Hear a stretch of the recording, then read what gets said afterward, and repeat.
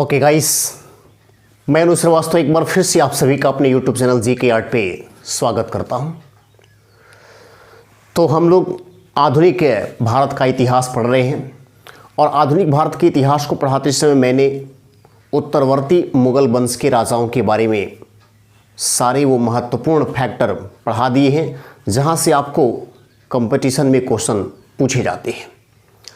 आज हम आधुनिक भारत के इतिहास में ही एक बहुत ही इम्पॉर्टेंट टॉपिक पढ़ने वाले हैं। एक ऐसा इम्पॉर्टेंट टॉपिक जो सभी प्रकार के एग्ज़ामों में बहुत ज़्यादा प्रश्नों को लेकर आता है।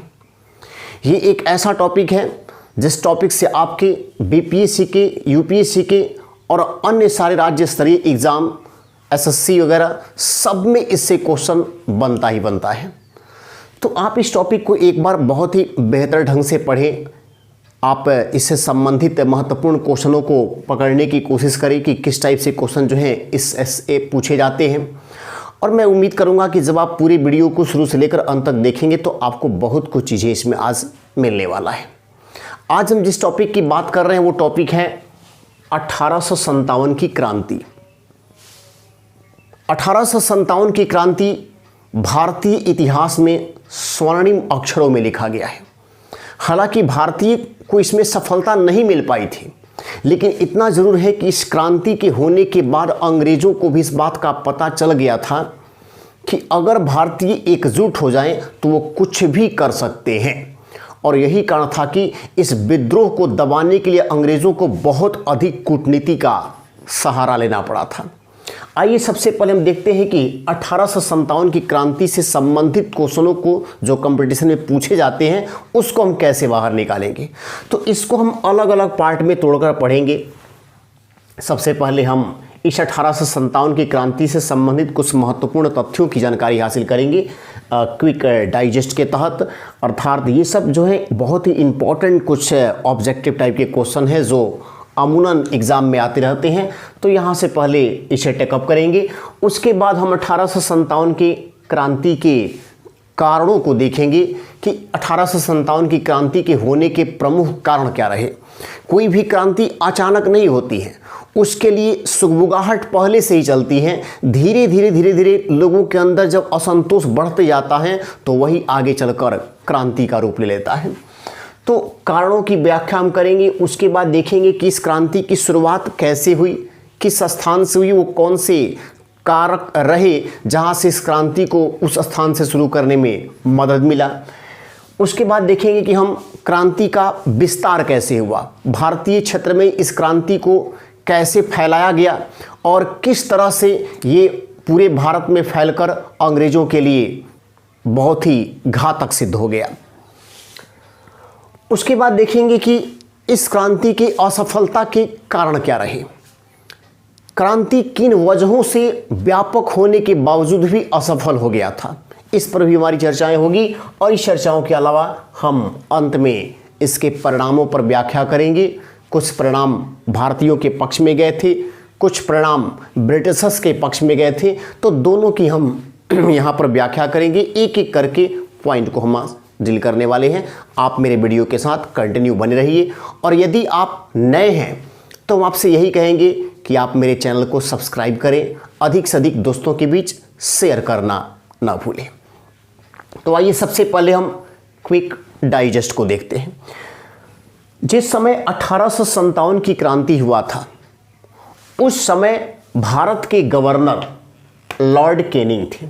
इस बात को याद रखेंगे कि 1857 की क्रांति के समय जो भारत के गवर्नर थे वह लॉर्ड कैनिंग थे और इन्हीं के शासनकाल में ये व्यापक क्रांति 1857 की क्रांति हुई थी। तो लॉर्ड कैनिंग का नाम आपको याद रखना बहुत ही ज़रूरी है क्योंकि ये कई बार एग्जाम में पूछा गया है। उसके बाद देखिए, जब ये क्रांति हुआ था उस समय इंग्लैंड के प्रधानमंत्री अर्थात वहाँ के जो पीएम थे वह थे पार्मस्टन। ये पार्मस्टन जो है इंग्लैंड के पीएम जिस समय भारत में 1857 की क्रांति हुआ था, ये थे ब्रिटेन के पीएम। उसके बाद देखें, अगर हम भारत की बात करें तो भारत की केंद्रीय सत्ता पर मुगल वंश का शासन चल रहा था। हालांकि मुगल वंश भी अपने शासन के अंतिम दौर में पहुंच चुका था बहुत ही जल्द इस शासन का अंत होने वाला था। लेकिन उस समय जिस समय क्रांति हुई थी 1857 की, उस समय भारत के केंद्रीय सत्ता पर जो मुगल सम्राट थे, यानी दिल्ली पर जिस वंश का शासन चल रहा था वो मुगल वंश था। और उस समय मुगलों के राजा थे बहादुर शाह जफर। बहादुर शाह जफर या फिर इन्हीं को हम कहते हैं बहादुर शाह द्वितीय। तो 1857 की क्रांति के समय मुगल सम्राट भारत की गद्दी पर जो शासन कर रहे थे वो कौन थे? बहादुर शाह जफर। 1857 की जब क्रांति हुई थी तो क्रांति को चलाने के लिए क्रांतिकारियों ने जो प्रतीक चिन्ह रखा था वो प्रतीक चिन्ह था रोटी और कमल। इस रोटी और कमल के प्रतीक चिन्ह के साथ 1857 की क्रांति को लड़ा गया था। बहुत महत्वपूर्ण क्रांति। उसके बाद देखिए विद्रोह के मुख्य सेनापति की हम बात करें कि विद्रोह जिस समय हुआ था भारत में, उस विद्रोह को दबाने के लिए ब्रिटिशर्स ने अपने सारे दांव लगा दिए थे, हर कूटनीति का प्रयोग किया था। और इस विद्रोह को दबाने के लिए अंग्रेज़ों के द्वारा जो अधिकारी भेजा गया, जो सेनापति लगाया गया, वह थे कैंपबेल। अर्थात इस विद्रोह को दबाने के लिए जिस सेनापति को ब्रिटिशर्स के द्वारा लगाया गया भारतीय क्षेत्र में, वह सेनापति रहे कैंपबेल। उसके बाद देखें इस 1857 की क्रांति के बारे में सरकारी तौर पर किताबों की अगर हम बात करें तो 1857 की क्रांति जिस तरह से भारत में हुआ था, उस क्रांति का बहुत ही विवेकपूर्ण तरीके से, बहुत ही सारगर्भित तरीके से एक पुस्तक में वर्णन किया गया है। हालांकि इस पुस्तक को सरकारी तौर पर पहले लिखने वाले थे MC मजुमदार।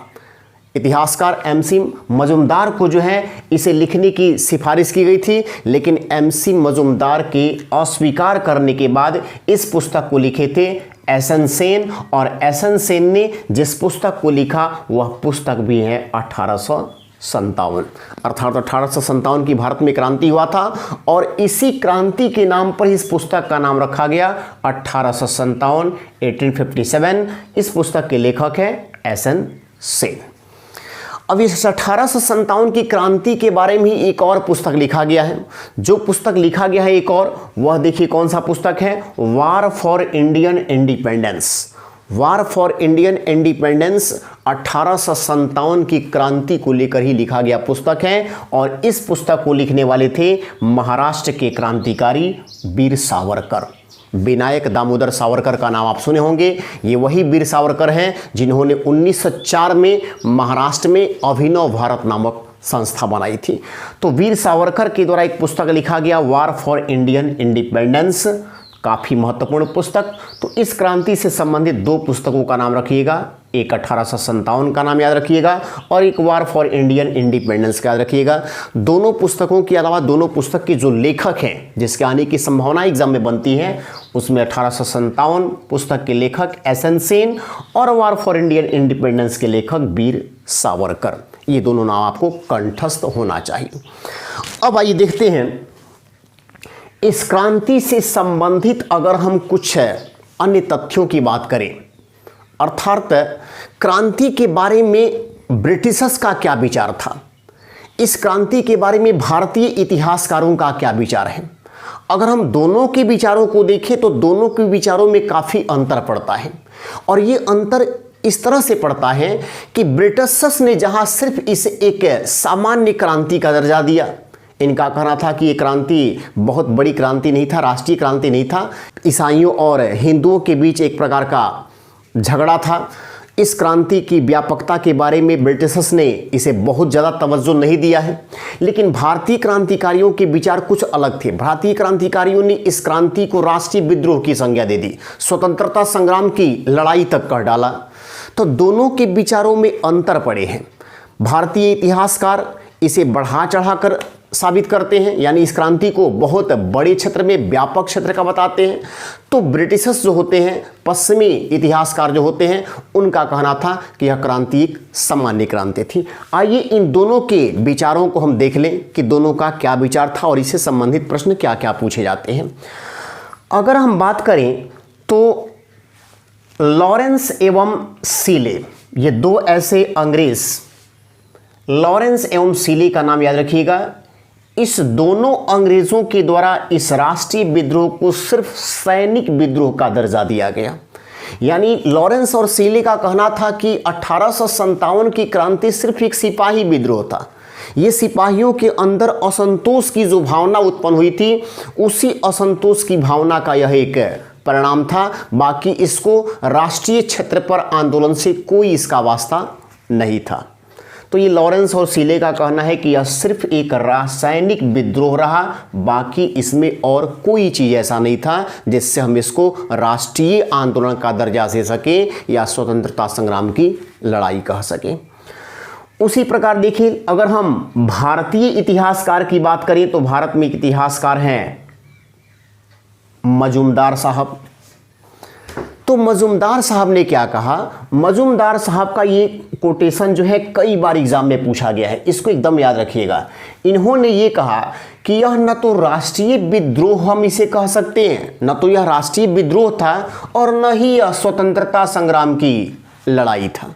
अर्थात इन्होंने साफ शब्दों में कहा कि यह न राष्ट्रीय आंदोलन था न स्वतंत्रता संग्राम की लड़ाई था, यह जो है एक सामान्य घटना घटित हुआ था। और ये स्टेटमेंट देने वाले जो भारतीय इतिहासकार हैं वह है MC मजूमदार। तो मजूमदार साहब का एक क्वेश्चन कई बार पूछा गया है, इसको आप VVI क्वेश्चन में इंक्लूड रखिएगा, बार बार ये क्वेश्चन आया हुआ है। अब देखिए आगे, डिज़रायली। ये तो ब्रिटिशी से थे, लेकिन डिज़रायली ने तो यहाँ तक भारत की केंद्रीय संसद में यह कह दिया था साफ शब्दों में कि यह एक राष्ट्रीय विद्रोह था, यह सामान्य विद्रोह नहीं था, यह अंग्रेजों को इस देश से भगाने की सुनियोजित चाल था। राष्ट्रीय विद्रोह का दर्जा संसद भवन में खुद जाकर दिए थे डिज़रायली, और भारतीय इतिहासकार अशोक मेहता ने भी इसे राष्ट्रीय आंदोलन का ही दर्जा दिया था। बीडी सावरकर, जिसकी मैं बात कर रहा हूं, भारत के बहुत बड़े क्रांतिकारी महाराष्ट्र के, इस बीडी सावरकर ने जो पुस्तक भी लिखे थे वार फॉर इंडियन इंडिपेंडेंस, इन्होंने कहा था कि यह भारत में स्वतंत्रता संग्राम की पहली लड़ाई था। और याद रखिएगा कि बीडी सावरकर का भी ये स्टेटमेंट कई बार एग्जाम में पूछा गया है। तो VVI क्वेश्चन आपका ये भी है कि किस भारतीय क्रांतिकारी के द्वारा इस विद्रोह को स्वतंत्रता की प्रथम लड़ाई कहा गया था? तो स्वतंत्रता संग्राम की प्रथम लड़ाई कहता है बीडी सावरकर के द्वारा, महाराष्ट्र के क्रांतिकारी के द्वारा। उसी तरह से अगर हम इंग्लैंड के एक सेनापति की बात करें, इंग्लैंड के पदाधिकारी की बात करें तो होम्स, इस होम्स के द्वारा यह कहा गया कि यह बर्बरता एवं सभ्यता के बीच एक युद्ध था। बर्बरता एवं सभ्यता के बीच युद्ध। इन्होंने यह कहा, होम्स ने, कि भारतीय बर्बर थे, बर्बर तरीके से व्यवहार करते थे और पश्चिमी देशों के लोग इन भारतीयों को सभ्य बनाने का प्रयास किए। तो सभ्य बनाने से उनके सामने कुछ ऐसी कठिनाइयां हो रही थी, अपनी बर्बरता को त्यागना नहीं चाहते थे। यही कारण था कि वह ब्रिटिशर्स के खिलाफ हमला कर दिए। तो यह बर्बरता एवं सभ्यता के बीच युद्ध था, यह कहना था होम्स का।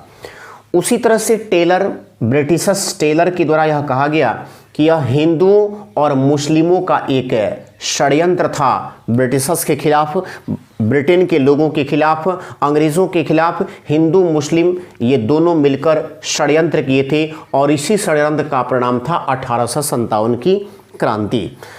उसी तरह से अगर देखें तो LER रोज, ये केवल रोज ध्यान रखिएगा, रोज आपके लिए बहुत ज़्यादा इंपॉर्टेंट है। रोज ने कहा था कि यह धर्मांधों का ईसाइयों के विरुद्ध युद्ध था। यानी इंग्लैंड की जो ईसाई लोग थे, उन लोगों के खिलाफ भारत के जो ज़्यादा धार्मिक लोग थे, कट्टर धार्मिक लोगों के द्वारा ईसाइयों के ऊपर हमला किया गया था।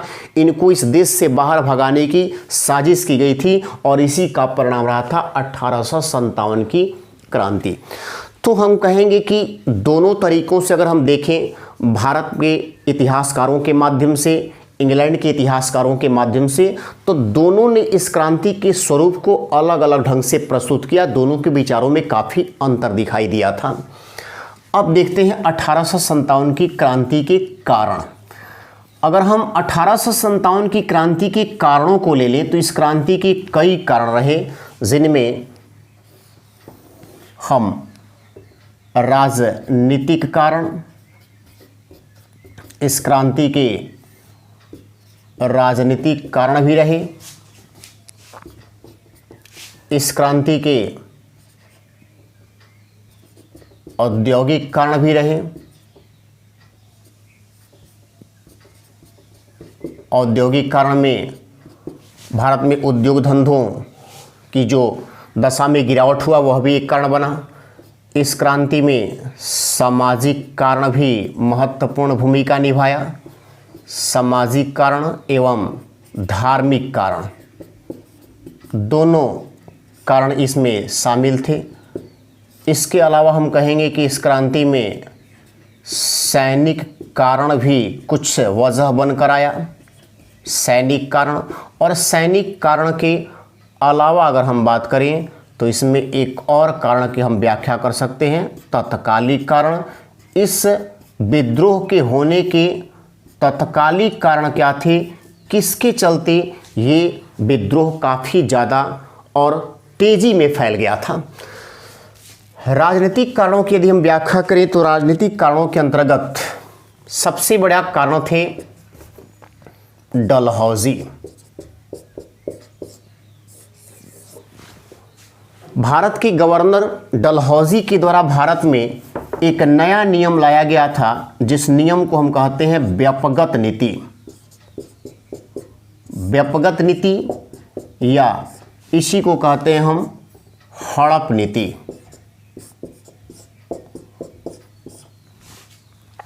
या इसी को हम कहते हैं डॉक्ट्रिन ऑफ लैप्स। तो डलहौजी जब भारत के गवर्नर बनकर आए तो गवर्नर बन के आने के बाद उन्होंने भारत में व्यापगत नीति और हड़प नीति को चलाया।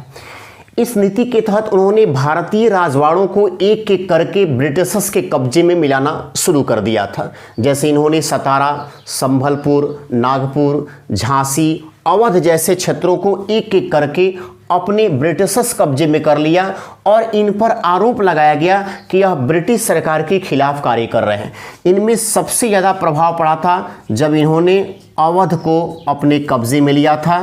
तो अवध जो है, जिसको हम उत्तर प्रदेश भी कहते हैं, इस अवध को जब इस व्यापगत नीति के तहत लॉर्ड डलहौजी ने अपने क्षेत्र में मिलाया तो ये क्रांति का एक बहुत बड़ा कारण उभर कर आया। इस प्रकार के राजनीतिक कारणों से जो भारत के राजवाड़े थे, जो जमींदार थे, जो उनकी आन बान शान भारत में दिखाई दे रही थी, उनको लगा कि एक एक करके हमारे क्षेत्र अगर ब्रिटिश के अंदर चले जाएंगे तो फिर हमारे अधिकारों का हनन होगा, हमारा अधिकार दब जाएगा। इससे हम व्यापक तरीके से भारत में अपनी उपस्थिति दर्ज नहीं करा पाएंगे।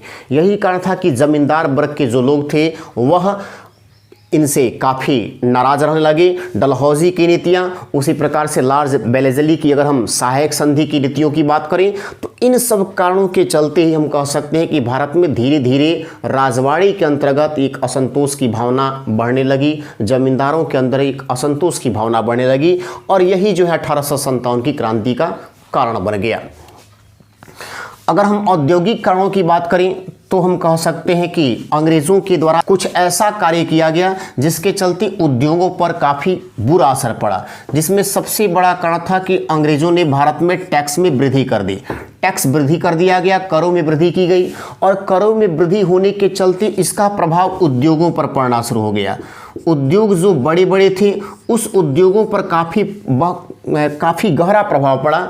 उस समय उद्योग काफ़ी अच्छे ढंग से चल पा रहे थे, लेकिन जब ब्रिटिशर्स आए तो उन्होंने टैक्स में वृद्धि किया और टैक्स में वृद्धि होने के चलते उद्योगों पर इसका असर दिखाई देने लगा। टैक्स में वृद्धि होने के चलते आम जनता के ऊपर टैक्स का भार बढ़ गया और इसके चलते जनता जो है ब्रिटिशर्स के खिलाफ होने लगी। हम ये भी कह सकते हैं कि इस उद्योगों के बंद होने से उद्योगों का जो पूरक संबंध होता है कृषि के साथ, इस कृषि पर भी काफ़ी बुरा असर पड़ा और कृषि पर बुरा असर होने के चलते जो यहाँ के किसान थे वह किसान भी अंग्रेज़ों के खिलाफ होने लगे और यही सब धीरे धीरे सुगबुगाहट जो है क्रांति को एक बड़ा आगे चलकर स्वरूप देने वाला था। अगर हम सामाजिक कारणों की बात करें तो हम कहेंगे सामाजिक कारणों में जैसे आप सुने होंगे सती प्रथा, भारतीय समाज में सती प्रथा एक बहुत बड़ा जो है यह सामाजिक बुराई था उस दौर में। लेकिन जो रूढ़िवादी प्रवृत्ति के लोग थे वो सती प्रथा को बंद किए जाने के बिल्कुल खिलाफ थे। रूढ़िवादी प्रवृत्ति के लोगों ने कहा कि यह हमारे भारत के अंदर जो हमारी संस्कृति है, जो हमारी पहचान है, उसके अंदर ये हस्तक्षेप कर रहे हैं और हम इसे किसी तरह से बर्दाश्त नहीं करेंगे। जैसे सती प्रथा को लॉर्ड विलियम बेंटिंक ने आगे चलकर इसको बंद कर दिया था। तो सती प्रथा विलियम बेंटिंक के द्वारा जब बंद किया गया तो इसका भी काफ़ी ज़्यादा जो है प्रभाव देखने को मिला भारत में। रूढ़िवादी प्रवृत्ति के लोगों ने अंग्रेज़ों का विरोध करना शुरू कर दिया था। उसी प्रकार से यदि हम देखें तो विधवा पुनर्विवाह लॉर्ड कैनिंग द्वारा लाया गया। ये विधवा पुनर्विवाह जो लॉर्ड कैनिंग के द्वारा लाया गया, इस विधवा पुनर्विवाह में ये बातें तय की गई कि अब विधवाएं भी भारत में शादी कर सकती हैं। जबकि भारत की सामाजिक स्थिति को उस समय देखें तो उस समय रूढ़िवादी प्रवृत्ति के लोगों ने इसे पूरी तरह से अनैतिक बताया था, यानी इनकी शादी नहीं हो सकती है। लेकिन जब भारत के गवर्नर थे लॉर्ड कैनिंग, तो लॉर्ड कैनिंग ने विधवा पुनर्विवाह अधिनियम को 1856 में लाया था और ये नियम बना दिया था कि अब विधवाएं भी भारत में शादी कर सकती हैं, जिससे भारतीय समाज के परंपरागत वैसे लोग जो सामाजिक परिस्थितियों को जो है लगातार बनाए रखना चाहते थे, रूढ़िवादी प्रवृत्ति के लोग, उन लोगों ने जो है इसका काफ़ी विरोध किया और ये एक एक करके अंग्रेज़ों के खिलाफ होते चले गए। इन सती प्रथा के अलावे, विधवा पुनर्विवाह के अलावे अगर हम देखें तो बाल विवाह जो है उस समय भारतीय सामाजिक क्षेत्र में यह भी हुआ करता था। लेकिन बाल विवाह को भी हमेशा के लिए भारत में समाप्त कर दिया गया था। तो ये सब तो कार्य हम कहेंगे कि भारत के दृष्टिकोण से अच्छा ही हो रहा था यहाँ पर, लेकिन जो इस चीज़ को समाप्त करना नहीं चाहते थे, वो भारत की पुरानी मान्यताओं को बनाए रखना चाहते थे, उनके नज़र में ब्रिटिशर्स जो है खराब होते चले गए। और यही कारण था कि उनका असंतोष भी 1857 की क्रांति का एक मुख्य कारण बन गया। यदि हम धार्मिक कारणों की व्याख्या करें, अगर हम धार्मिक कारणों को देख लें तो धार्मिक कारणों में हम ये कह सकते हैं कि 1813 ईस्वी में अंग्रेज़ों के द्वारा एक चार्टर एक्ट लाया गया था और इस 1813 ईस्वी के चार्टर एक्ट में तय किया गया कि ईसाई मिशनरी अब भारत में आसानी से प्रवेश कर सकती हैं। ईसाई मिशनरियों के भारत में आने से कोई दिक्कत होने वाला नहीं था, लेकिन ईसाई मिशनरी जब भारत में आना शुरू की तो उन्होंने अपना उद्देश्य ये बना लिया कि हमें भारतीय क्षेत्र में ईसाई धर्म का प्रचार प्रसार करना है। कुछ ईसाइयों ने यहाँ तक कह दिया कि हम भारत को एक ईसाई राष्ट्र बनाना चाहते हैं। इससे जो यहाँ के समुदाय के जो लोग थे, जो हिंदू धर्म के लोग थे या इस्लाम धर्म के लोग थे, इन लोगों को लगा कि इससे हमारा जो सामाजिक रूप से, धार्मिक रूप से जो बना हुआ परिवेश है, उस परिवेश को नुकसान पहुंचाने की कोशिश जो है अंग्रेज कर रहे हैं। और इस धार्मिक कारणों के चलते यहाँ के लोगों ने अंग्रेजों का विरोध करना शुरू कर दिया था। तो 1813 ईस्वी में ये चार्टर एक्ट जो लाया गया था, ईसाई मिशनरियों के भारत में प्रवेश को जो इसमें लाया गया, वह भी एक बहुत बड़ा धार्मिक कारण बना। इसके अतिरिक्त अगर हम धार्मिक कारणों में और अधिक देखें तो हम ये कह सकते हैं कि अंग्रेज धर्म में काफ़ी ज़्यादा हस्तक्षेप करते थे। उनका इरादा था भारत में कि फूट डालो और राज करो, जिसके तहत वो हिंदुओं और मुस्लिमों को आपस में लड़ाया करते थे। लेकिन जो सामाजिक सद्भाव की बात करते थे उस समय के लोग, उस सामाजिक सद्भाव वाले लोग इस बात को बिल्कुल अच्छा नहीं मानते थे और अंग्रेज़ों की इस नीति से वो काफ़ी परेशान थे। उन्होंने यह तय किया कि कोई ना कोई ऐसा वजह बनता जिससे हम इनके खिलाफ जो है आवाज़ उठाते, और ऐसा आवाज़ उठाने का मौका इनको मिल गया जब भारत में 1857 की क्रांति हुई थी। अब देखिए, थोड़ा सा हम सैनिक कारणों की पहले चर्चा करें। अगर हम सैनिक कारणों की बात करें तो उस समय, जिस समय 1857 की क्रांति हुआ था, भारतीय सैनिकों में 5 सैनिक भारत के होते थे और उसके अनुपात में ब्रिटिश सैनिकों की संख्या मात्र 1 होती थी। तो उस समय के सैनिकों में भारतीय सैनिकों की संख्या तो अधिक थी ब्रिटिश सैनिकों के मुकाबले, लेकिन संख्या अधिक होने के बावजूद भी उनको सुविधाएं नहीं मिल पा रही थी। ब्रिटिश सैनिकों के सम्मान में अगर देखा जाए तो इनको अधिक सम्मान नहीं मिलता था, यहाँ तक कि प्रमोशन में भी इनको लाभ नहीं मिलता था। स्थानांतरण अगर करना चाहते थे कहीं तो इसको भी इसका लाभ नहीं मिलता था। वेतन भी जैसा चाहते थे वैसा इनको नहीं मिलता था। एक ही जगह पर काम करने वाले ब्रिटिश सैनिकों को अधिक वेतन दिया जाता था और भारतीय सैनिकों को वेतन कम दिया जाता था। और यही कारण था कि सैनिक भी इस अंग्रेज़ों के धीरे धीरे खिलाफ होते चले गए। इसी सैनिक कारणों में यदि हम एक और कारण देखें तो हम कह सकते हैं कि 1854 ईस्वी में अंग्रेज़ों के द्वारा एक डाकघर अधिनियम लाया गया था। और इस डाकघर अधिनियम में कौन सी बातें तय की गई थी? डाकघर अधिनियम में पहले क्या बात थी? तो पहले ये बात है कि जो भी भारतीय सैनिक हैं वो सैनिक बिना किसी शुल्क को दिए हुए चिट्ठी को अपने घर पर भेज सकते हैं ताकि घर वालों का समाचार उनको मिल सके। इसके लिए उनको चिट्ठी लिखने के समय किसी प्रकार का कोई शुल्क वगैरह नहीं देना पड़ता था। लेकिन जब डाकघर अधिनियम अंग्रेज़ों के द्वारा लाया गया तो अंग्रेज़ों ने एक नया नियम क्या निकाल दिया कि अब भारतीय सैनिकों को अपने घरों पर चिट्ठी भेजने के लिए उनको शुल्क लिया जाएगा। तो इस प्रकार के शुल्क को बढ़ाए जाने के चलते उनको बहुत ज़्यादा समस्या हो गई। आगे चलकर ब्रिटिशर्स ने यह भी नियम निकाल दिया कि भारतीय सैनिक अब अपने घरों पर चिट्ठी वगैरह नहीं भेज सकते हैं। तो कुल मिलाकर उनको लगा कि हम तो यहाँ पर सेना में इनकी सहायता दे रहे हैं, लेकिन हमारे घर पे लोग कैसे हैं, उनका जो है सामाजिक स्थिति कैसा है, वो घर पर किस प्रकार से अपने जीवन यापन को जी रहे हैं, उनके साथ हमारी जो है संवाद होने चाहिए, उनके साथ हमारी खबरें जो है लगातार मिलते रहनी चाहिए। लेकिन इस बात को अंग्रेज़ों ने बिल्कुल मना कर दिया। उन्होंने कहा कि चिट्ठी वगैरह कुछ भी नहीं चलेगा। तो ये भी सैनिकों के अंदर असंतोष की एक भावना को ला दिया था। उसी प्रकार से अगर हम सैनिकों की बात करें तो उस समय के कुछ सैनिकों में धार्मिक रूप से मुस्लिम जो सैनिक थे या हिंदू सैनिक थे, उसमें कुछ लोग दाढ़ी मूंछ रखने को अपना शान समझते थे। लेकिन जब ब्रिटिशर्स आए तो उन्होंने यह साफ कर दिया कि भारतीय सैनिकों में दाढ़ी मूंछ किसी को नहीं रखना है, उनको पश्चिमी सभ्यता का अनुसरण करना है। तो इससे उस टाइप के जो लोग थे जो अपनी संस्कृति की एक पहचान बना रहे थे उस समय, उन सैनिकों को लगा कि हमारी पहचान भी समाप्त हो रही है। और यही कारण था कि सैनिक एक एक करके लगातार जो है इनके खिलाफ होते चले गए। और यही धीरे धीरे लगातार खिलाफ होना एक बहुत बड़ा कारण बनकर आया था। अब आइए देखते हैं इस क्रांति के तत्कालिक कारणों की हम व्याख्या करें। तत्कालिक कारणों को अगर हम देखें तो तत्कालिक कारण में सबसे बड़ा कारण था चर्बी वाले कारतूस का प्रयोग। चर्बी वाले कारतूस का प्रयोग ब्रिटिशर्स के द्वारा यह बात कहा गया कि भारतीय सेना में जो हथियार हैं वह पुराने हैं, अत्याधुनिक टेक्नोलॉजी के नहीं हैं।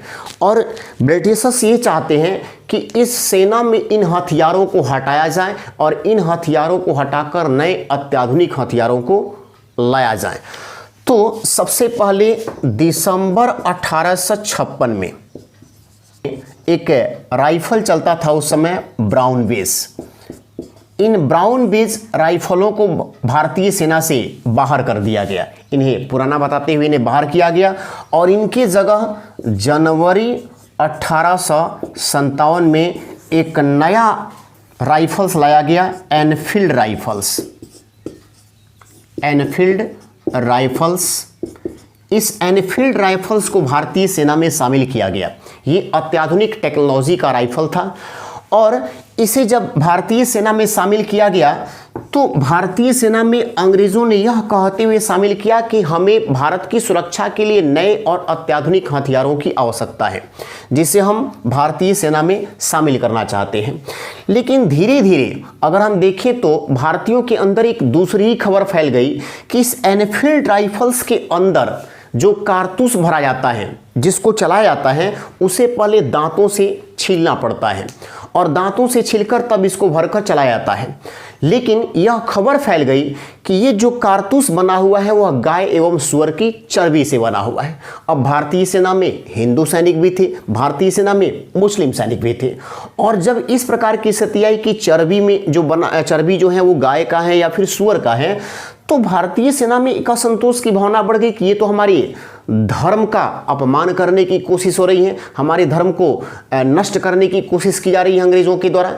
इसलिए भारतीय सेना के द्वारा अंग्रेज़ों के खिलाफ बिगुल बजा दिया गया। यही क्रांति का तत्कालिक कारण बना था चर्बी वाले कारतूस का प्रयोग। अब देखिए कि चर्बी वाले कारतूस के प्रयोग की सूचनाएं जो हैं किस प्रकार से और कहां से हुई। हम आइए अब इसके प्रारंभ की बातों को जानते हैं। यदि हम प्रारंभ की बातों को जानें तो हम कह सकते हैं कि इसका प्रारंभ कैसे हुआ। तो सबसे पहले जनवरी में ही 1857 में इसकी शुरुआत हो गई दमदम से, यानी दमदम क्षेत्र में यह खबर फैल गया कि ये जो कारतूस जो एनफील्ड राइफलों में प्रयोग हो रहा है वह गाय एवं सुअर की चर्बी से बना हुआ है। तो सबसे पहले दमदम क्षेत्र के सैनिकों को इसके बारे में पता चला था जनवरी 1857 में, और धीरे धीरे उन्होंने खबरियां फैला दी। फिर जब फरवरी आया तो फरवरी 1857 में बहरामपुर भी पश्चिम बंगाल में है, तो बहरामपुर क्षेत्र के सैनिकों के बीच यह खबर फैली कि इस कारतूस का जो हम प्रयोग कर रहे हैं वह गाय एवं सुअर की चर्बी से बना हुआ है। तो यहाँ के सैनिकों के अंदर भी असंतोष की भावना बढ़ गई, लेकिन असंतोष की भावना तब अधिक जागृत हो गई जब 29 मार्च 1857 को यह सैनिक छावनी बैरकपुर में इसकी खबर जब फैली तो बैरकपुर में 34वीं बटालियन पैदल सेना इनफैंट्री सोल्जर, पैदल सेना के जवान, ये थे मंगल पांडे, ये बैरकपुर छावनी में उस समय तैनात थे एक सैनिक के तौर पर, और ये 34वीं बटालियन पैदल सेना के जवान थे। इस मंगल पांडे ने इस बंदूक को चलाने से साफ मना कर दिया, और न सिर्फ उन्होंने मना किया बल्कि अपने साथियों को भी इस चर्बी वाले कारतूस के प्रयोग से पूरी तरह से मना कर दिया। उन्होंने साफ शब्दों में कह दिया कि इससे हमारे हिंदू धर्म का अपमान हो रहा है, हम तो स्वयं एक ब्राह्मण हैं और ब्राह्मण होकर हम अपने धर्म को किसी भी हालात में जो है खत्म नहीं होने देंगे, हम अपने धर्म के ऊपर किसी प्रकार की आंच नहीं आने देंगे। उन्होंने साफ शब्दों में कह दिया कि हम इस कारतूस का प्रयोग नहीं करेंगे। लेकिन आगे चलकर देखिए हुआ क्या, अंग्रेज इस बात को मानने को तैयार नहीं थे। अंग्रेजों ने मंगल पांडे के ऊपर दबाव बनाया कि आपको यह कारतूस चलाना पड़ेगा, आपको इन राइफलों का प्रयोग करना पड़ेगा, और उनसे कहा गया उस समय कि आप जो है हमारे सामने बंदूक चलाकर ये दिखाएं कि आप चलाते हैं कि नहीं। अगर आप नहीं चलाते हैं तो इसका मतलब है कि आप ब्रिटिशर्स के नियमों का उल्लंघन कर रहे हैं। सैनिकों के तहत जो कार्रवाई होती है, मार्शल एक्ट के तहत आप पर कार्रवाई होगी, और इस कार्रवाई के तहत आपको फांसी भी दी जा सकती है।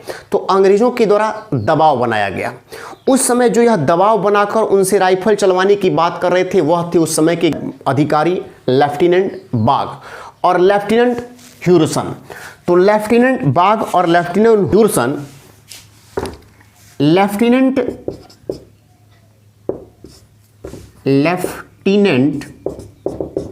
बाग और एक थे लेफ्टिनेंट ह्यूरसन। लेफ्टिनेंट बाग और लेफ्टिनेंट ह्यूरसन ने मंगल पांडे के ऊपर दबाव बनाया कि आपको यह कारतूस का प्रयोग हमारे सामने ही करना पड़ेगा, और परिणाम क्या हुआ कि मंगल पांडे कारतूस चलाए, लेकिन कारतूस इन्हीं दोनों पर चला दिए, इन दोनों को ही घायल कर दी। उस समय सैनिकों में एक अधिकारी के तौर पर काम कर रहे थे, इन्हीं दोनों को मंगल पांडे ने घायल किया, और इसी का परिणाम था कि मंगल पांडे के ऊपर जो है मुकदमा दर्ज किया गया, और मुकदमा दर्ज करते हुए इनको 8 अप्रैल 1857 को अंग्रेजों ने फांसी की सजा सुना दी। तो मंगल पांडे 1857 की क्रांति में शहीद होने वाले भारत के पहले क्रांतिकारी थे। जब इन्होंने इन कारतूसों के प्रयोग से मना किया था तो उस समय भारत में एक नारा दिया था, मारो फिरंगी को। यह नारा भी किसका है? मंगल पांडे का है। मारो फिरंगी को, फिरंगी अर्थात अंग्रेजों को। तो ये नारा मंगल पांडे के द्वारा ही दिया गया था 1857 की क्रांति में। अब रही बात कि इस लेफ्टिनेंट बाग और ह्यूरसन के ऊपर जब इन्होंने गोली चलाई, जब उनको घायल किया, तो घायल करने के बाद अंग्रेजों ने मंगल पांडे को फांसी दे दिया। लेकिन मंगल पांडे के फांसी दिए जाने के बाद पूरे भारत के, अगर हम सैनिकों की बात करें तो पूरे भारत के सैनिकों में एक असंतोष की भावना जागृत हुई, और यही जागृत जब भावना हुई तो क्रांति का एक बहुत बड़ा कारण बन गया, क्रांति की शुरुआत हो गई। कैसे इसका विस्तार अब इस क्रांति का होता है, इस बात की चर्चा हम करेंगे आपको अगले क्लास में। तब तक आपसे विदा लेते हैं, धन्यवाद।